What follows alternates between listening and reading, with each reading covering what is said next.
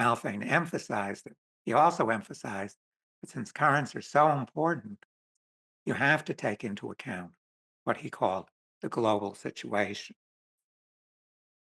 All currents are closed loops because it's basically impossible for large amounts of charge to accumulate in a good conductor.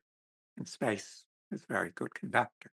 So if you want to understand what happens in this part of the universe, which is part of a huge electric current, you have to understand what's happening in all parts of the universe that are connected by that same current.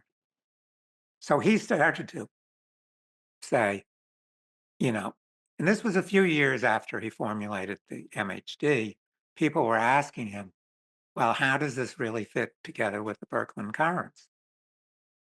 And as happens even with the greatest geniuses, he actually said, well, good point. I don't really know. So he wasn't satisfied with that answer. So he went to work. And by that time, I think he was assisted by Dr. Falthammer. And together they said, well, the answer is these filaments that we've been studying can only exist in a magnetized plasma. And because most of the universe is very undense, most of the universe is magnetized plasma, MHD is an excellent approximation for the stars and the sun, which is a star. So MHD you can confidently apply for these collisional plasmas, which we basically, are pretty rare on Earth, but happen in the sun.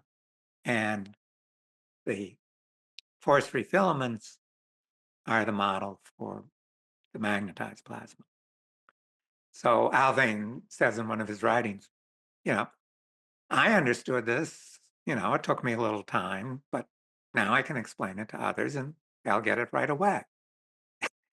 So he ran into a brick wall because nobody wanted to give up MHD for something that was much more difficult to calculate. Once you start dealing with these filaments, you've got something that's really hard to put into a computer. I mean, we know this because these filaments, and I do want to emphasize it, these filaments are absolutely central to the effort to develop fusion energy. For us at LPPFusion, where we use a device called the dense plasma focus, we use these filaments to concentrate the energy, to increase the density, and to increase the temperature from room temperature to hundreds of times the temperature in the center of the sun, billions of degrees.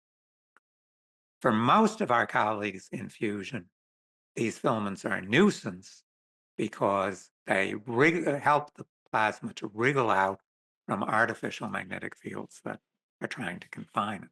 Tired of inflation, wars, and inequality caused by the energy crisis? LPPFusion is developing a solution that could allow everyone to have cheap, clean, off-grid, and sustainable fusion energy. Invest now as we seek to bring this potentially life-changing technology to market.